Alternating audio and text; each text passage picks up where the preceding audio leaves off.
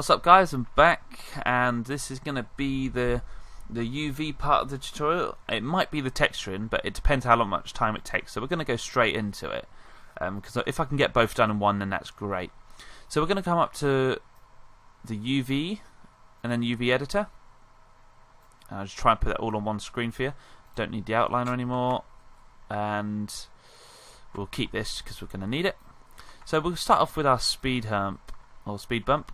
So we click on this and we're going to go polygons, delete UVs. We're going to create them all from scratch.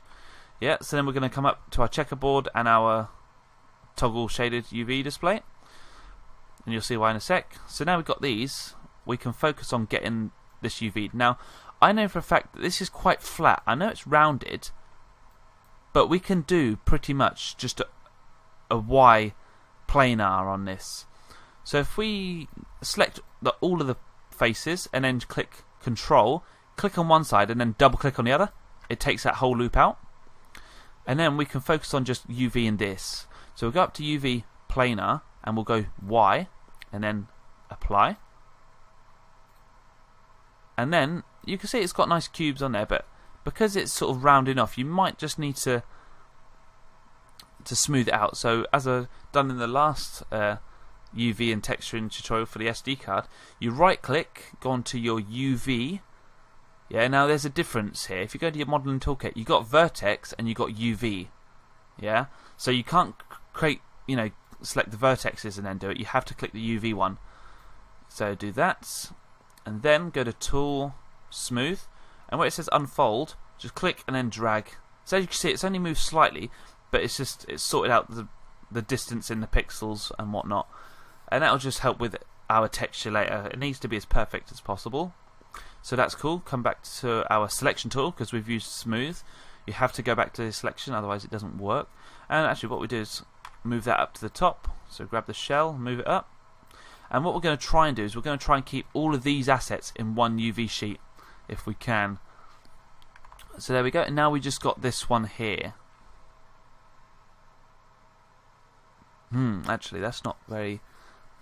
I think I might have done that a little bit wrong. I've just found a way that I could do it. Because this is going to be this is just going to be a solid colour, I don't have to worry about the detail sort of wrapping round. So what this is useful to know anyway, just in case.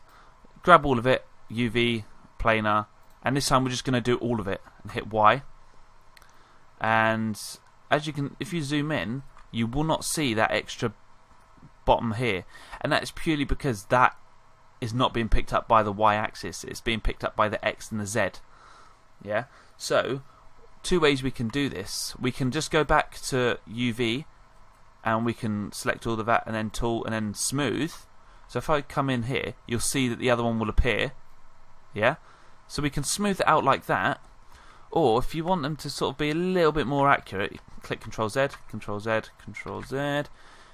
You can grab the edges of these, zoom in, so click one, hold shift, double click the other, and then what we can do is we can cut them. There we go. So now when we come to smooth it,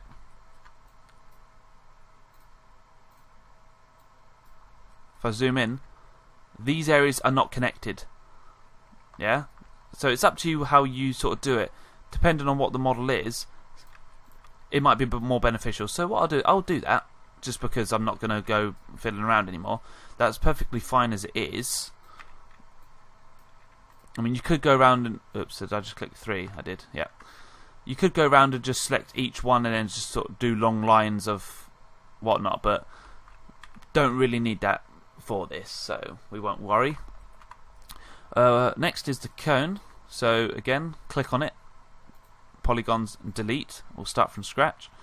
And we'll start off with this base. So we'll click that and select every other, hit F to focus on that.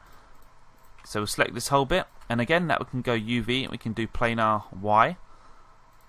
And for this, because we might need to sew some edges on, we're going to need to go to our channel box and keep our projection width and height the same. So we'll do 10, keep them the same, so that's cool. And then just refresh our checker, so just click on and off, and you're going to have to do that when you change assets, but that's no problem. So again, we could probably do these as a Y, as they've got some sort of detail here. Don't worry if the cubes aren't looking perfect at the minute, we're going to smooth those. So we're going to need to turn those to 10 as well. Move those aside, because we will have to sew those. And then do the same for these. Now I don't know what axis this is going to be on. Those ones are going to be on the X, so that one and that one. So hit X. Again, same width and height, so 10. We'll move those aside. And then those opposites will be the Z. Now it's a bit awkward because I would have liked this to sort of be rotated along with this axis, like as I was looking at it now, sort of that view, but on this axis. But no worries, we're going to have to make do. So hit 10 for those, and then we can go up to our shells, select both of these and then flip them because they're red, so that's a bit better. And now we can go onto the edge tool, click on one edge and then go to move and sew, which is up here, and then just hit G for the repeat command. So click the next edge, G, and we'll just go all the way around. So now we've got our model all sewn. Just don't look right because it's all distorted, but now it's all connected. We can come up to our UV tool, smooth, and we can adjust. So then those there are now squares on each. And I'm not going to worry necessarily about these edges connecting, because if we look back at the picture, is that it? Yep. Look back at the picture, you know, it's just going to be a solid colour, and we can possibly create those side details on our shapes here, so that's no problem. So again, we can grab selection tool, click, double click, so it selects the whole face. This one can be a Y, and we'll keep this 10. This is going to have to be separate, but that's no problem. No, you're not. We'll do all of this together, and I'll do that same technique that I mentioned earlier.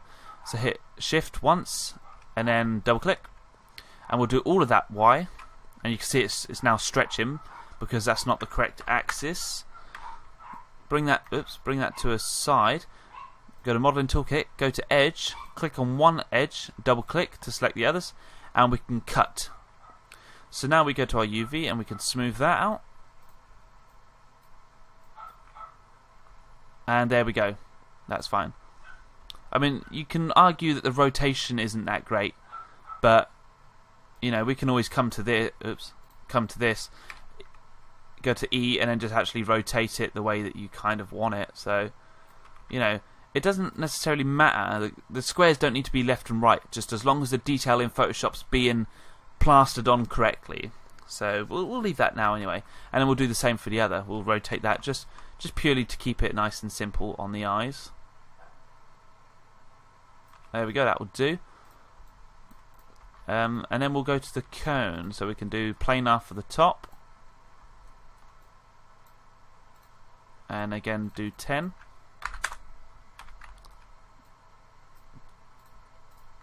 And now for these, we can do what's called a unitize.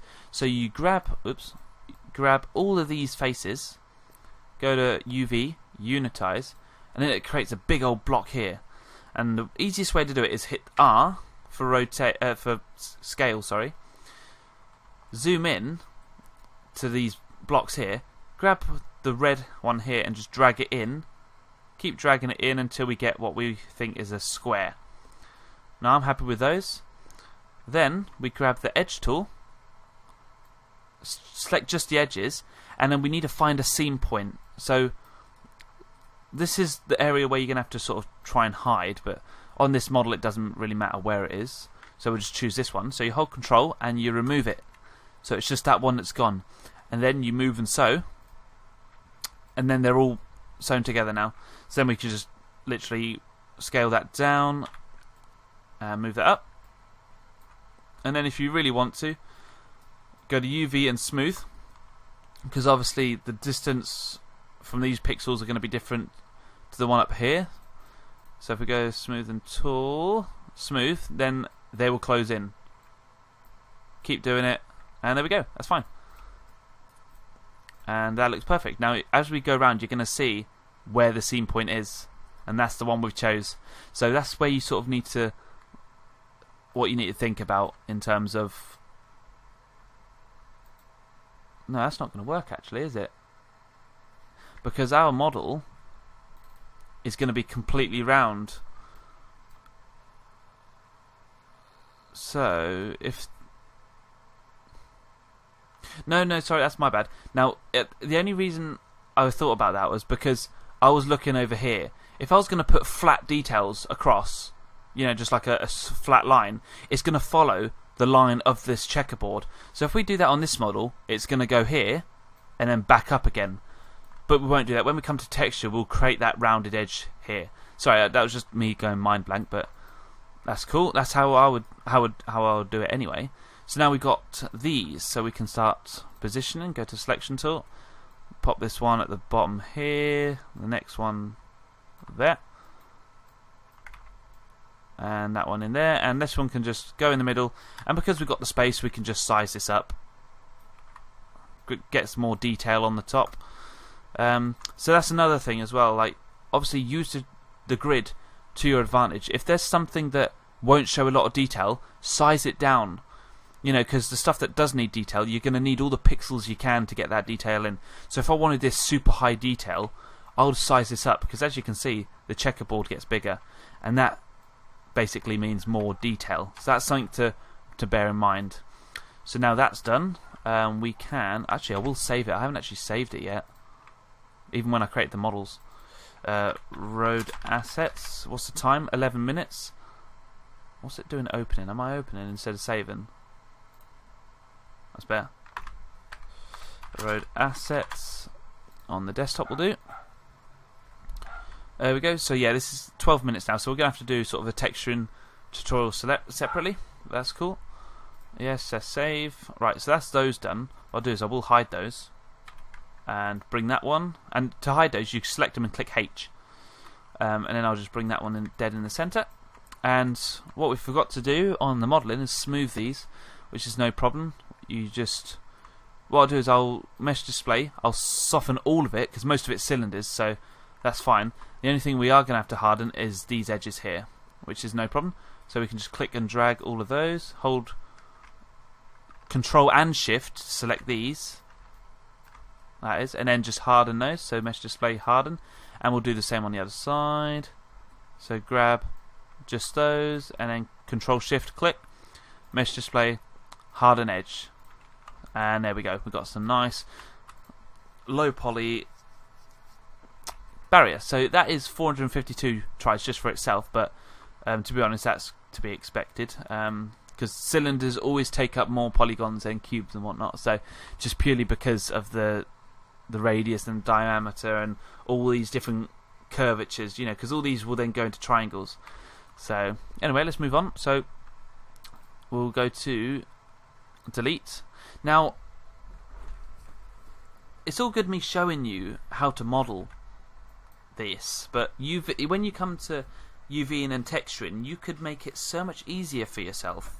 Now, and that does have to change your modeling technique, and I did this specifically, I planned this, because you might want to know how to model, but then you sort of need to learn how to fix it as well if, you need to. I'm not going to go and UV each and every single one of these, yeah? So what I'm actually going to do is I'm going to select just these faces and hit delete. And I'll show you why in a sec, because the way I modelled it earlier, you'll see. We're going to click these faces, go to UV, and we're going to go to unitize because it's a cylinder. So click on and off the checkerboard to refresh it. We'll click R for scale, and we'll zoom right in so we can see the cubes, and we can scale that in. Now if you get something like this and you think, oh no, I can't actually see my cubes because they're too small. That's easy. Just grab the main bit and then size it up. Size it up, and then you can see now as we close it in, we can get a cube or a square out of it. So that's cool. So then we can grab our edge, click those, and then find a seam point. So I'm going to try and find that one, and then move and so. That's cool. So we can scale that down now, something like that. So now that one's UV'd. And then I'll come on to later why I would do that. and then we can do the rest. So we'll do this one. We'll unitize that. So again, zoom in, go to R, scale that right in, scale up just to get the cubes visible, scale in until about there. So then we can grab all the edges, and I'll go to one underneath this time and hold Control. Why didn't that let me do it? Oh, there we go. There we go, and so. And then we can scale that one down. So it's quite tedious, actually, this whole UV process. And if anything, the UV process is the worst, I find, anyway. And again, for this one, we don't need to UV both of these bottom ones. We can just UV one. So I can delete those. And if you know what I'm going to do, you might have guessed it already. So for this one, what we're going to do is we're going to go that one, just the top, planar, and use Y. And because we're going to sew these edges, we are going to do, we'll just use 5. Oh no, we'll do 10 actually, just for the sake of it. So do that one, and then those two, I think are Z-axis, the ones on the ends. No, they're X. So do X, and then whack those on 10, and then do the sides, and then whack those on Z, and then projection height and width 10. And then we can flip the ones that need flipping. So go to shell, click once and drag, click once and drag, and select those and flip them. And we can just grab the edge here and just sew, and then hit G to repeat that last command, and that's cool. So that's that one done. Now it's this main bit around here. Now it is entirely up to you how you want to do this. Now I would do these separately. I'll do the first one as a unitize, and I'll show you why. So again, zoom in. Probably gonna have to size that in really small, then size this up, and then small again to get that cube. Yeah. Grab the edge. So you hope now you sort of understand how unitizers worked. You scale it correctly, grab the edge tool, and then you choose a seam point, which it doesn't want me to do. Why is it not doing it?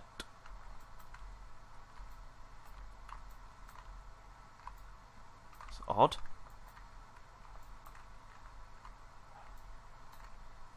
There we go. So it's just, I had to zoom out for that. Hold Control, remove that, and then sew,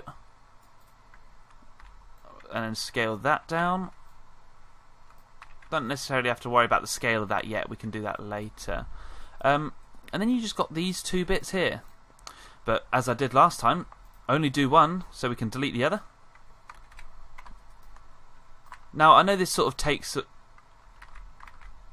Oops. Because it's all one mesh, I don't need those as well, so hold Control, delete.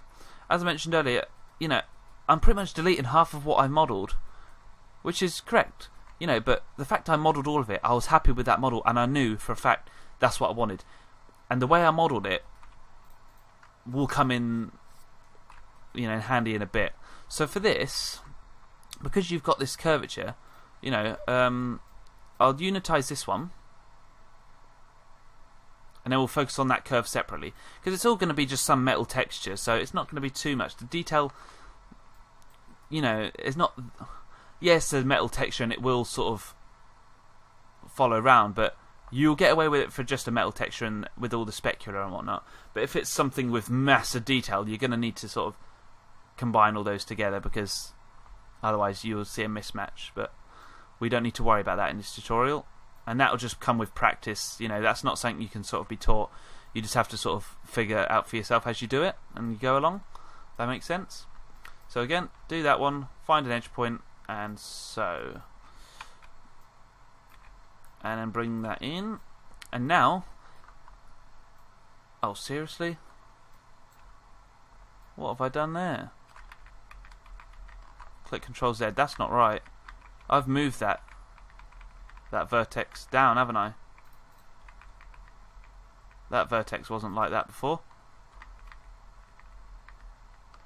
Oh, you know what? We'll work with it. Click Control A, go back. We'll grab that one and we'll just move it up. What's got? Oh, because I've clicked 3. Oops. Click 1. That's a lot better. so annoying because you don't necessarily notice it. It's only because I noticed the poly count is shot up. Right, let's do that again. So I'll hurry up a bit as we're on 20 minutes. But I was unsure whether to do this one because that was going to be the time consumer. But don't worry, it's a good one to learn. There we go, that's cool. So edge, find an edge to take off. And then size down. There we go, so that's cool. Now for this one, for the corner, we're going to have to unfold this. So click and drag every single part of this curvature. We will hover over here, go shift, right click, and go to planar map. Then it comes up with this horrible thing like this. Now this is something you might have to just repeat because it does take a while to get used to. And then I'm going to choose a seam to cut. Facebook messages again, God. So I'm going to choose this one just purely because it's on the inside. And then we're going to cut. Yeah? So now we've cut that. We can go to shell, click on this, polygons, and we can unfold it. And then you get something like this. And then you get... Yeah, some bits are a bit... but we might be able to fix that. But you get, overall, a nice set of squares over this curvature. So again, we'll just go to UV and we'll smooth that as best we can. So keep doing it. That's fine.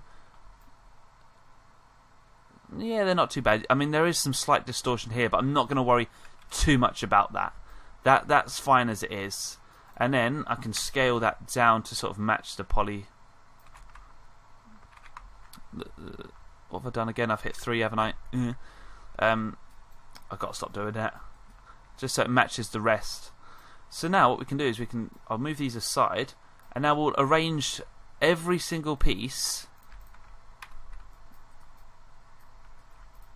into its UV, all of its UV pieces together. I'll just say that, it's easier. So we'll rotate those on the side, bring those up here, rotate those ones on its side, bring those in there, bring that one down, bring that one in. Now that one can be quite small because that's not got a lot of detail on it. And then this one is the corners, so we can rotate those to the side as well, pop that in there, lift that up a bit, put that in there and scale it up to get as much detail as possible, and we'll rotate it manually just to put down its side, because then we can scale it up just a bit more as well. Sorry, that's cool. Maybe bring this one down. Now this is really rough getting everything involved, but you know, now we've got all of our assets. So if I double click on this, we can see all of our stuff is UV'd. There's enough squares on there, so that means there's enough detail that we can put in. And now everything's finalized and our UV set is finished. We can go back to fixing our barrier here, because yeah, like we've got all the stuff placed and everything's UV'd. All I can do now is select just that, go to edit mesh, extract, so then that's just separate. Still got the UV though. We can go to center pivot and go to edit and do the same as we did before, duplicate special. Now I know we've used a 1 translate on the Z axis, so I can just hit apply now and I can just reinsert those.